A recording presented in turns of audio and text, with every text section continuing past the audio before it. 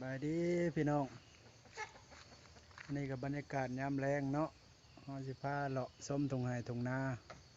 เดี๋ยวพาไปส้มกันเลยพี่น้องเดี๋ยวพาเลาะส้มบรรยากาศ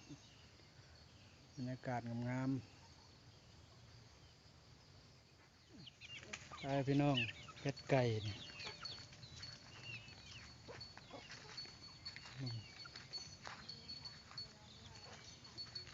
บางงัวบางอย่างเด้อนี่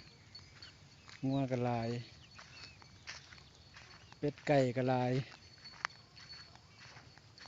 เป็ดไก่พี่น้องพี่งัวทำไงงัวกระลายเลาะส้มบรรยากาศยามค่ำเด้อพี่น้อง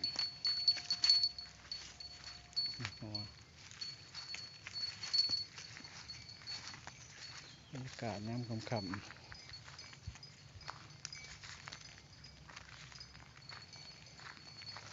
ตะเวนกำลังตกดินพี่น้องเอ้ยเดี๋ยวพาลงไปเบิ่งหน้าเขาเนาะว่างามสำใด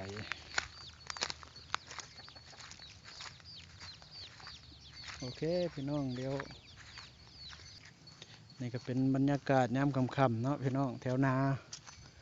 เดี๋ยวพาลงไปชมเบิ่งทุ่งไห่ทุ่งนาเป็นยังไง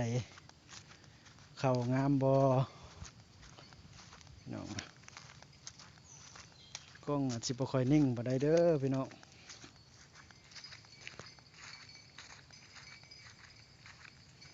โอเคเดี๋ยวถ่าไปชมกันเลยพี่น้องพอละพี่น้องเบิ่งเขาเฮายามแรง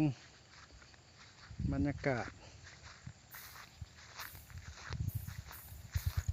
ยามแรงพี่น้องเขากำลังออกรวงกำลังสิสุกพี่น้องเอ้ยให้กำลังสิสุกก็มีนี่แหละบรรยากาศตะเวนกำลังตกดินนี่พี่น้องงามบ้านเฮาชมกันเลยอยู่บ้านนอกของหน้าเฮา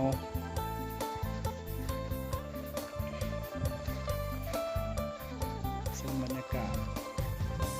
หนีโควิดมาแต่เมืองกรุงนี่แหละให้นี่จักเดือนหนึ่งกับสิได้เกี่ยวเลยพี่น้องเอ้ยบรรยากาศอันนี้ก็เข้างั้นเนาะบ้านนอกเฮาก็มีแต่เห็ดไห่เห็ดนานี่แหละบรรยากาศตะเวนกำลังตกดิน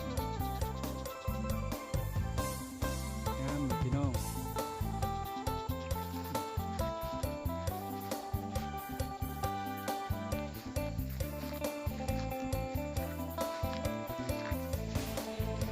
ว่างเลยบ่ได้นัดคลิปลงจูงงัวพี่น้องเอ้ยจูงงัวจูงควายนะครับเป็นเถียงเป็นเทิงลงมาถ่ายบรรยากาศจงหน้าพี่น้องเบิ่งเอ้ย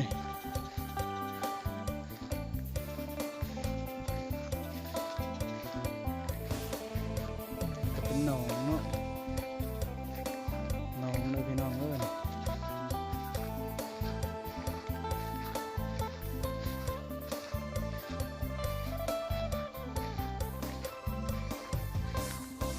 เป็นน้องเนาะเบิ่งพาชมบรรยากาศยามแรงพี่น้องเว้นกำลังตกดิน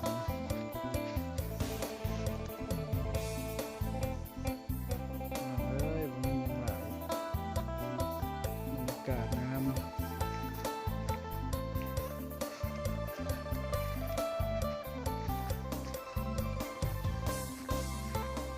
เจ้านั่นเป็นหน้าเขาพี่น้องเลยกำลังเขานั่งเล่นเนาะยามเล่นกับพากันนั่งเล่น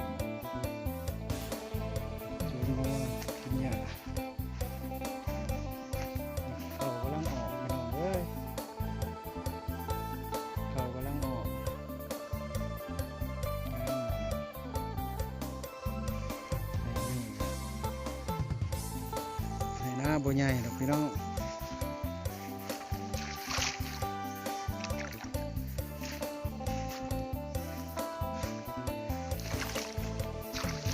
เดี๋ยวเราจะพาเลาะขึ้นเลยแบบนี้ส้มเขาแล้ว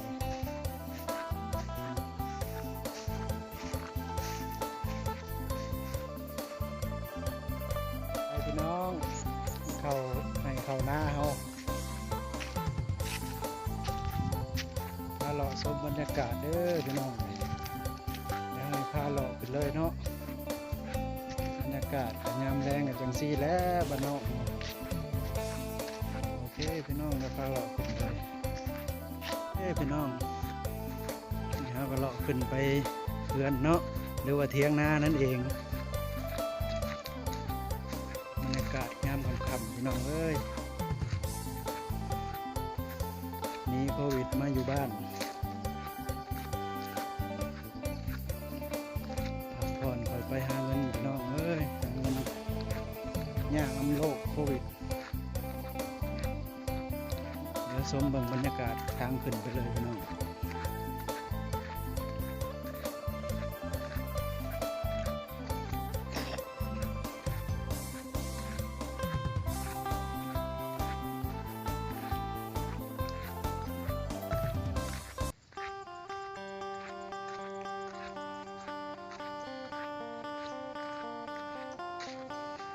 นี่เป็น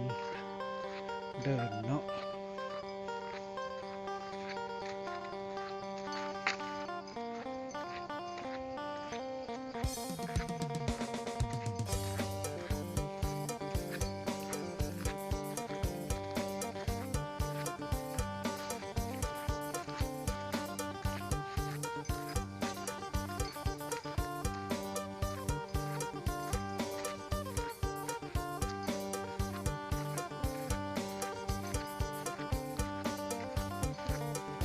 ไก่ฮอดแล้วพี่น้องเอ้ย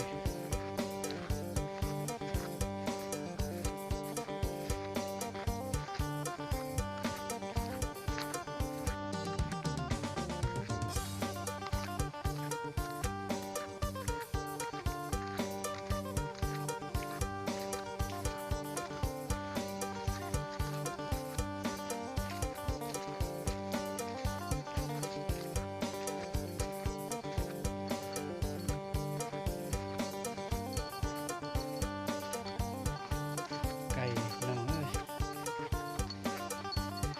เป็ดไก่ก็หลาย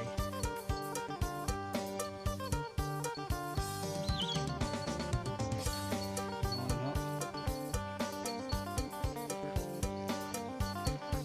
ไก่ก็หลายเด้อพี่น้องอยากได้เมา